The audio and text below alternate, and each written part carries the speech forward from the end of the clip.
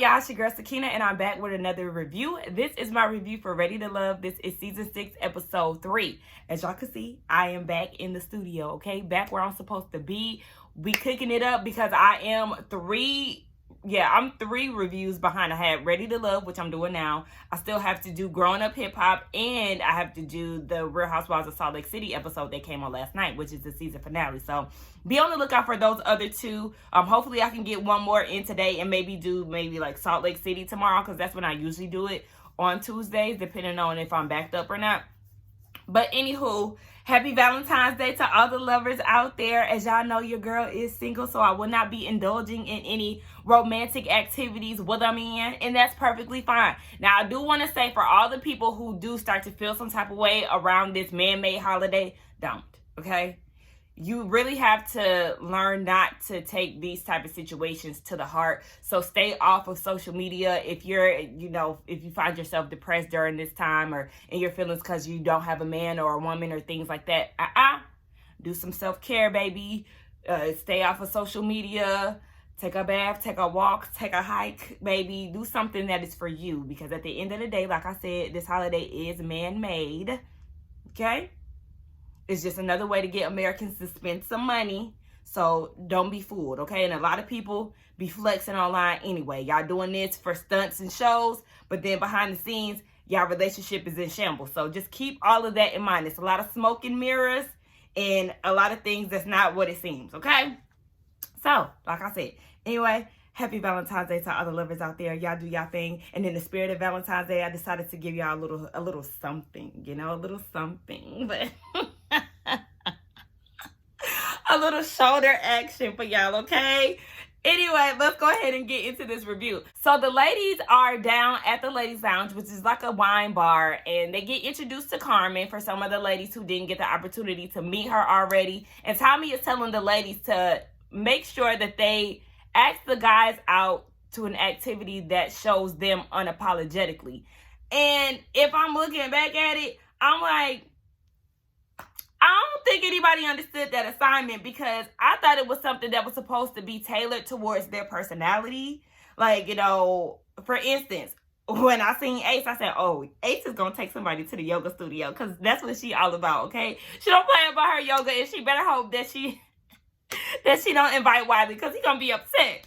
But no, nobody did anything like that. A lot of the dates were based around group activities. Like, it wasn't a one-on-one type of thing, which I thought was going to happen. I thought it was going to be one-on-ones and something that really showcases who that person is or who that woman is. And I didn't get that. Like, I feel like y'all missed the mark with that.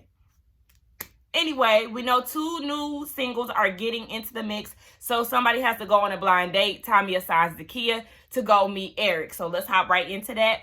Eric is he's a 44-year-old man. He's a celebrity chef. Now, when he put air quotes around that, I said, well, who are these celebrities?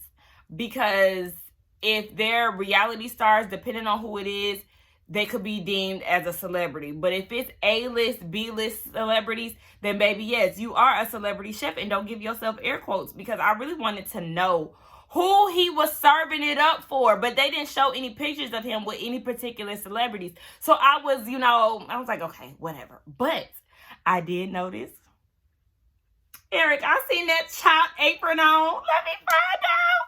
Y'all know I love Food Network. I told y'all that in one of my videos. I love me some chop. I love the mystery baskets. And of course, whoever is black on there, I'm rooting for you off top. Period. So you better have made us proud. You better have took that crown home, baby. But even if you didn't, I was still going to vote for you regardless of whatever. So he said that being a celebrity chef does affect his love life. He could be in the middle of a date and get that phone call, and it's cut short now because he got to go cook something for somebody. I don't like that. You don't have to wait and get your meal after I get my meal, or I get my time in with whoever it is I'm dating at the time. Like, I'm sorry. But whatever. He said he's ready to reel that back a little bit, share his world with somebody. So now he's ready to love.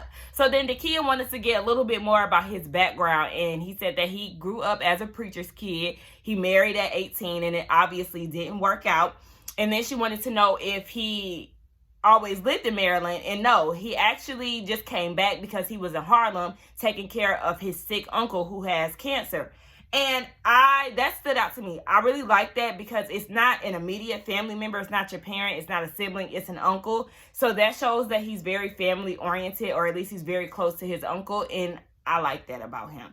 But obviously he's back. And then we learned that Dakia is also a cervical cancer survivor. She found out when she was 30 and she caught it early, so she didn't have to go through any treatments. She just skipped chemo. I mean, she did have to go through treatment and skip chemo. So now she's 9 years free of cancer. So shout out to Dakia. We love to see it.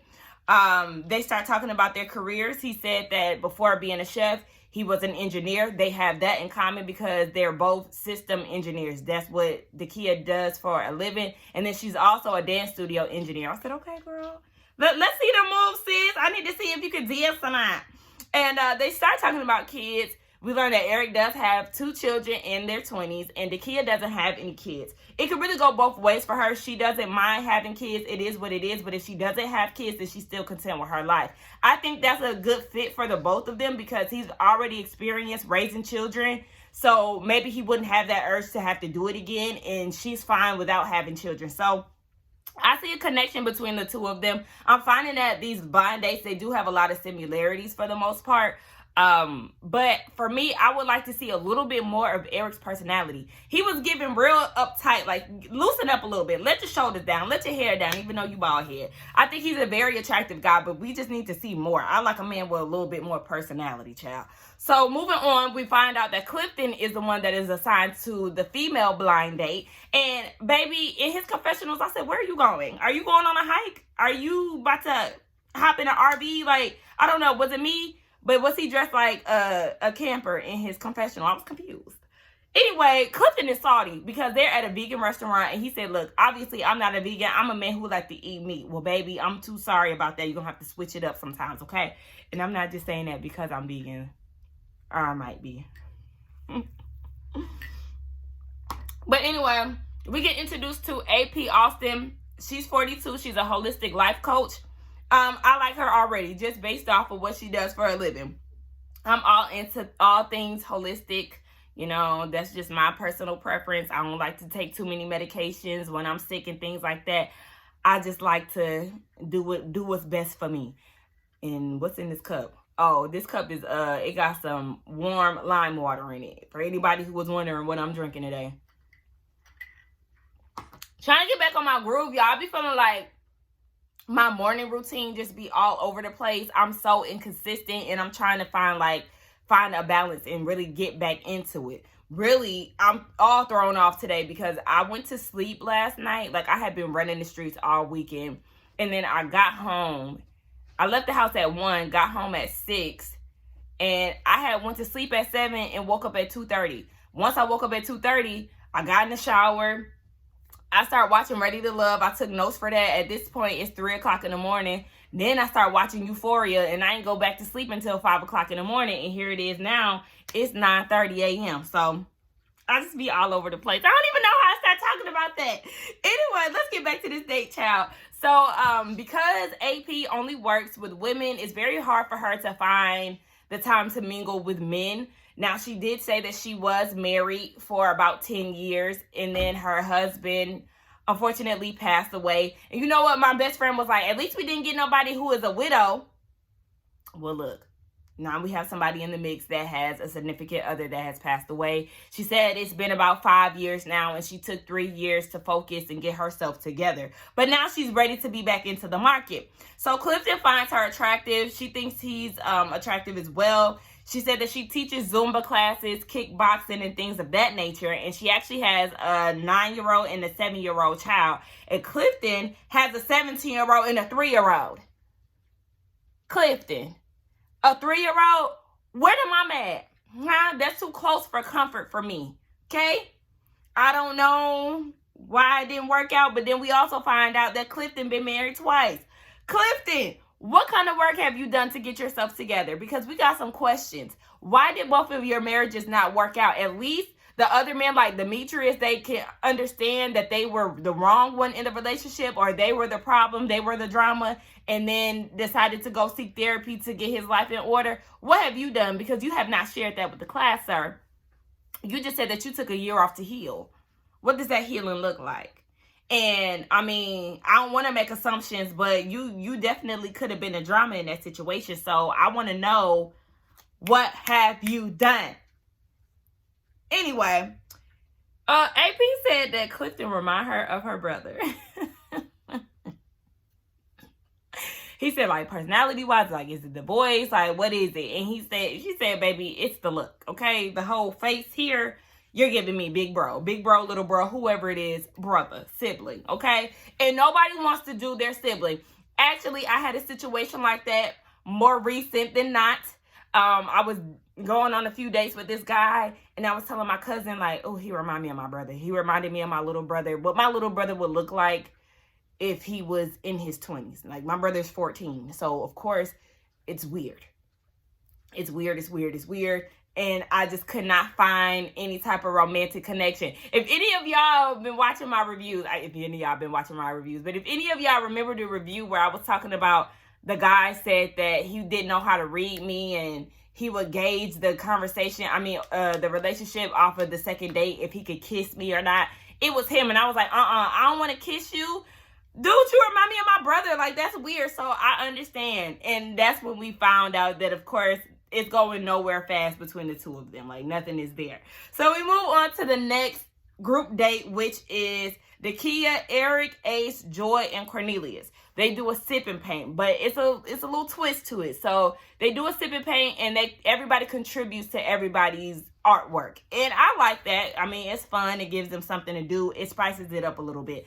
I never been to a sip and paint before, but I did like a sip and paint type of situation at work recently, and it was fun. Like, my supervisor mailed us little art kits to do. It was like the same size of the kits that they was working on. And I said, ooh, hold on. Now I think I see the hype between sip and paints. Like, I want to go. I want to see what it gives in real life when I'm actually able to sip something, because, of course, we doing it over Zoom and we can't have alcoholic beverages, but they wouldn't know if it was in a cup like this. I should have been sipping that day. Anyway, Cornelius is painting his cat. His cat's name is Pimp. And Joy was taken aback by this. She was like, how am I supposed to take you serious when you paint your dead cat? But Joy, it wasn't that serious to me. It wasn't to the point where I'd be looking at him crazy. Because honestly, I'm a cat person. I'm a cat and a dog person. I've had like 3 cats in my life.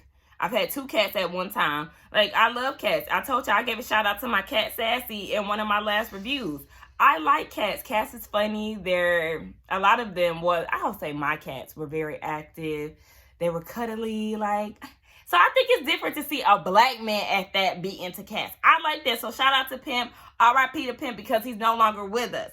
So, hold on. I started losing my notes. Oh, okay. So Ace is having a conversation with Eric. We know he is the new guy in the group. And she says she's doing something like this outside of her comfort zone, and he's doing the same. He's then talking to Joy, and he calls himself the palate pleaser. They're doing a whole lot of flirting back and forth. And Joy likes to think that he is a sign of breath air. A what? A sign of breath air? A breath of fresh air. I don't know where I got that from. I'm sorry. Okay. But anyway, Dakia, she wants to get to know Cornelius a little bit. So she pulls him to the side, and they're having a conversation. He wants to know why she's single. And y'all know how I feel about these conversations sometimes, because it's kind of like, not a bad question to ask, but I feel like sometimes it's a judgmental undertone. And I need certain people to understand that people are not always single because they're the drama or they're the issue. Some people just really enjoy being single. They're selective and things like that. But, you know, she didn't take offense to it. And I wasn't offended by it either. But sometimes I feel a way about people asking that. It's just all in the delivery, in the tone of the question. But she said that she was engaged years ago. It didn't work. So she's just ready to move on from it because she's healed. And he said that he wants kids, but she's unsure. She said that she likes her life the way it is now. She could just up and go. And really, I was thinking about that this weekend because I was just so ready to like just bounce and leave and do whatever I want. So kids is always a big question mark for me because I do like the way that I'm able to just get up and go without having to make sure I have a babysitter and making sure things are in order before I leave. Like, no, I really do enjoy me. But who knows, you know, when my husband comes my way, maybe I'll give him kids. It just all depends on where I'm at in my life and how I feel about the situation. So Cornelius is looking at this like it's a problem because, yeah, he wants kids. And though he sees the value in marriage, that seems like a requirement for her in order for her to have kids. So he doesn't know how to feel about that. Cornelius, you could go. And it's not because he's unsure with marriage, but like you said in your intro that you understand the value of marriage and you did some self-work and things like that. But it's like, okay, why mention that you see the value of marriage if that's not something that you're on? Like, it's giving mixed signals and you can move along. So we see that Sabrina and Paul, they have a date. And I instantly roll my eyes like, y'all still trying to get to know him. Why can't we see a solo date with Demetrius? I feel like nobody is giving him any type of play. Why do we want, we tired of seeing old school cat daddy Paul? Mix it up. Shit, I know y'all only got 7 men to work with, but mix it up. Y'all could have easily did a single date with Demetrius, especially Sabrina. Sabrina, you like Demetrius. After watching this episode, we learned that that's somebody you after. Why are you trying to get to know cat daddy? Anyway, she assumed that he liked soul food, and I was like, now, girl, you know, his old school ass love a piece of chicken. So then they get to getting into Paul's childhood. He said that he was bad. He tells her a story about how he pulled this prank on his mama and got his ass whooped. And he said even though he was under the age of 10, he always had an entrepreneurial spirit. So he used to go door to door handing out his number, and the neighbors would call him and he would go grocery shopping for them. I said, child, the man so old he done invented Instacart. Let me find out, Paul, because I'm not believing that you 48, okay? You pushing 60. And you can't tell me otherwise. I'm going to say it every damn review. So Sabrina wants to know if Paul is okay being present, being still.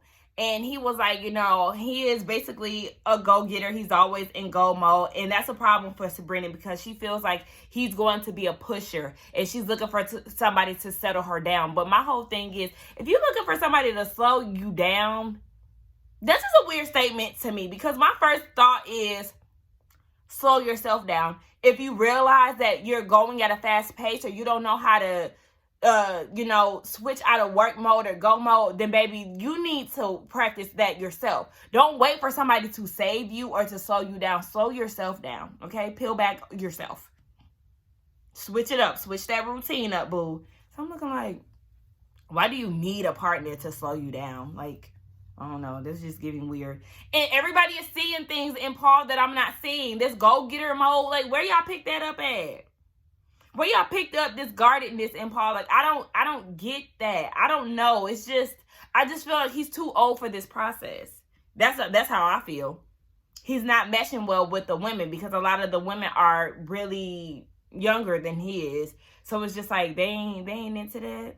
Them cat daddy lines that you be trying to give people and stuff. Like, no.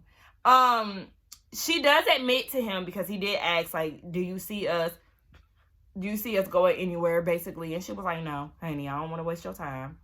If you want to waste your time, don't waste your time with him. I had to remix the song a little bit. But you could tell that Paul was very hurt by that. Like, his feelings were visibly hurt. He said it in his confessionals. But, well, I put an S behind that. But you could see it in his face. Like, oh, I kind of felt bad for him. Like, poor Tink. I still want you to go home, though. So then we move on to the next group date. It was AP, Laverne, Demetrius, Joy, and Paul. AP, girl, ma'am, you got a Mia foot. You wear a size 11. No offense to any other woman out there who wears size 11, but I was taking it back. Like, oh. Girl, okay, Bigfoot. So we see that Paul is trying to teach her how to what is it? Bowl, because they went bowling. So he was trying to teach her how to bowl because his mama used to be a pro back in the day, and he know all the moves. I said, of course, baby, you know everything, okay? If y'all, the man is 60. He done seen it all, done it all. He knows everything, okay? And he knows how to do everything because he been here for 60 plus years. So Joy, baby, she's working the room, okay? Ma'am is super flirtatious. She's flirting with Demetrius. She's flirting with Laverne, and Laverne likes it so much so where he wants her to squeeze his ass. Laverne, why you want everybody to touch your ass? Like, I'm understanding now that your butt is like your pride and joy. So you like the ladies to squeeze it. And ain't nothing wrong with a little butt grab because Joy actually smacked Demetrius' butt, if I'm not mistaken. So maybe he seen that and was like, oh, okay, maybe it's my turn. Like, I need her to squeeze it, though. Like, I need her to grip it. Like, what's that one, next Friday when, Cookie, was it Cookie? Is that the girlfriend's name on Next Friday? And she met Craig and she got to squeezing his butt. That's how Laverne wants the ladies to squeeze. Like, just see that ass and grip it. Like, sir, I'm going to need you to let that go. It's giving me fetish tease. But whatever. She said that she does like flirting back and forth with him. She can handle his personality. So she here with it. But I ain't like the fact that we didn't get to see AP mingling with any of the guys. Why y'all didn't show that? Editors, y'all have failed yet again with this date. Was it the whole point for AP to get to know the guys and y'all just showed Joy, somebody who's been here flirting with the guys? We're going to blame that on the editors. Moving on to the next group date. Sabrina, AP, Tori, Wiley, and Demetrius. They went on the DC tour. And I didn't realize that this tour was going to be them on the bus the whole time. Okay. AP, she really wanted Demetrius to sit next to her, but instead she got Wiley. I said, ooh. She did not want to talk to Wiley, but he wanted to talk to her. So he started trying to get to know her, telling her about himself. He's an athlete director. He's an athletic director, and he's also an educator. They have that in common. She used to be a biology professor, and she did it for 3 years, but she ain't seeing it for him because he is too young, okay? The age difference is there. Wiley is actually the youngest person there. Him and Precious. Precious is 34. He's 32. They little babies, and she looking like, baby, I'm every bit of 40 plus. I don't want nothing to do with you. And he remind her of one of his students. I said, okay, that's enough said. Next. Try had to come back and put this part in because I totally forgot to mention Sabrina and Tori's interaction on the little bus tour ride. She was feeling some type of way because she felt like it's an awkward situation because she's talking to Tori, she's into him, but then she's also into Demetrius, and she feels like Demetrius is kind of literally taking a back seat, even though he's all the way in the back seat by himself, and he's like the odd one out because it's an odd number, but he's taking a back seat and he isn't trying to insert himself into the conversation or try to mingle with Sabrina. But my thing is, some people don't like to do that. I do know, I said the same thing with Ace. You don't want to take a back seat so much so where you're not putting what you want before other people's needs or wants on the show. Like, you have to go for what you want as well. So if Demetrius is into Sabrina, then he definitely needs to put forth some effort. But what do you expect? Because really, that date was dumb. Y'all were on a bus the whole time. Y'all didn't get out. Y'all didn't mingle. Like, how AP wanted to talk to Demetrius. Sabrina wanted Demetrius to talk. Like, y'all literally cramped on this little bus. The date was stupid. Like I said, nobody did activities that were good enough for what Tommy assigned for them. But anyway, y'all get back to the show. So, Joy and Clifton, they go on a date. Joy is very excited because she's been wanting to get Clifton alone. They sit down and eat, and she feeds him some fish that comes to find out has coconut in it. He's allergic. He said if it's artificial coconut, he'll be fine, but if it's the real deal, then maybe he might break out in sweats. He might have to break out of his clothes and everything. So I said, listen, y'all ain't had no EpiPen on standby. Child, if you go into a restaurant, you don't have to figure these things out, Clifton. But luckily for him, He ain't have no swelling up the throats or nothing like that, but he said he was going to get through the date up until he couldn't do it no more. I said, I know that's right, Clifton. So then they start getting into their family lives, and Joy is raised by her dad, or was raised by her dad. She said he wasn't the most nurturing guy, but she knew that she was cared for and loved. Her mom is Trinidadian, and at the age of 6, she went with her dad, and he got custody of her. He did pass away, and she felt like, that was a part of her that was taken away. She lost everything. And then Clifton opens up and says that he lost his dad when he was 23, and that kind of shifted the family's dynamic. So they trauma bond over that, and he said that he internalized it, and he didn't cry because, he felt like he had to be strong and things of that sort. And it took years for him to actually break down. And for her, it took her a good year to break down once she realized, like, her dad is really gone. So I felt really sad for her because she was crying in her confessional, and she was even crying at the table with Clifton. So I do appreciate her being vulnerable. You miss a loved one, it's hard to kind of hold those type of tears back. So then she says that she does feel very comfortable with him, and she feels safe, and she sees a lot of herself in him. So instead of being vulnerable back, Clifton takes this opportunity to say, well, you said that you see yourself in me, and I see a lot of myself in you. Wink, wink, sexual innuendo. And we know what that means, baby. He trying to smash. I really would have wished that he took a more mature route and gave her a little bit more sincerity in that situation instead of like making a sexual joke. Because yes, a lot of these guys are hot in the ass, and they always bring up sex, and it's just like, I'm going to start thinking that you only want to fuck me, okay? And my whole thing is, I used to be one of those girls, and I still don't like it to this day, but I used to be one of those girls who will flip out on you if you bring up sex on the first getting to know basis. Like, this is my first time meeting you, and you bringing up sex, baby, I'm about to cuss your ass out. Like, literally, that used to be me. But now I'm just trying to peel back on, like, the whole cuss out part. But I will respectfully steer you in another direction.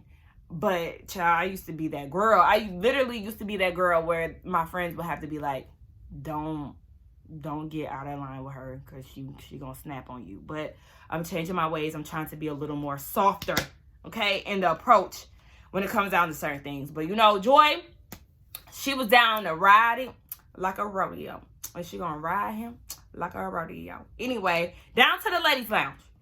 We see that they're all getting together. They meet AP for the first time. And I noticed that Precious didn't get invited to any of the events. I don't know if she was busy or what, but she doesn't get a lot of camera time. I know that this is the only episode 3, but when you're only dealing with 7 people at a time, sis, where you been at? Okay. But they start talking about who they're interested in. Ace is interested in Laverne. I said, okay, I'm happy about that, because at least we know that all that stuff that Laverne is saying about Ace and speaking so highly of her, saying that she Oprah, she Michelle Obama, she's every woman, she's all of this. At least he's actually putting action behind his words, because it was kind of looking a little suspect to me, because I was like, I mean, you saying all of this, but are you actively trying to pursue her? Because last time we checked, he was interested in Carmen, and I want to say there was somebody else that he was interested in, but he didn't list her on his top. So shout out to him for actually putting in that work with Ace, and she likes that.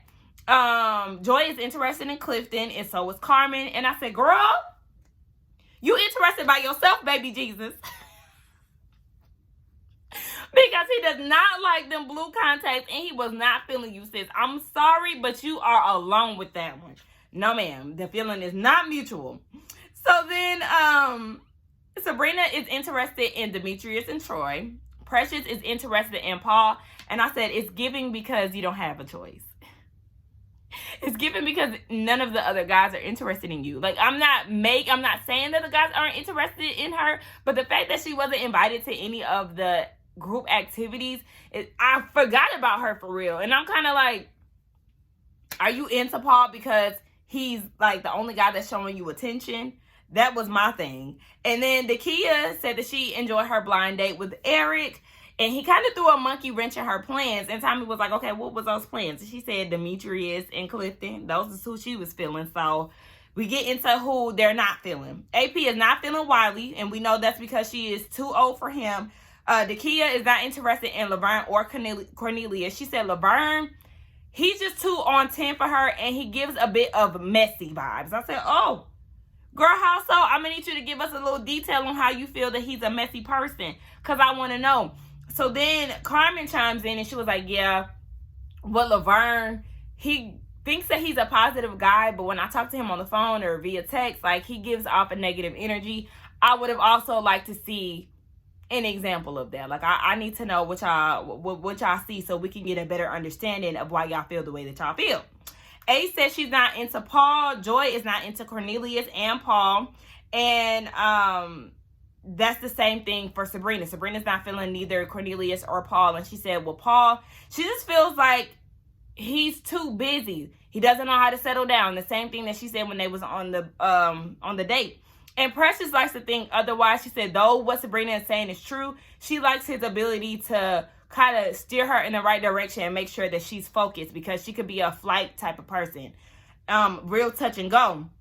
And I said, okay, well, if that's the case, boo, you could go with him. You can go home with him next week. Y'all can sail off into the sunset of elimination together. But then we get down into the eliminations, and the ladies pick Precious to sit down with Paul, and they pick Joy to sit down with Cornelius. Those are the two guys who are in the bottom. So, Precious and Paul, Precious said that she was very saddened to deliver disheartening news to Paul. And my first mind was like, girl, you just gave it away. Baby boy is going home. Wait, I'm sorry. He in his 60s. He ain't baby boy no more. He ain't no spring chicken. But anyway, he was on his way out. But the women feel like Paul is guarded, and he got a little defensive. He was like, huh? What you see is what you get with me, baby. I'm a juggernaut, okay?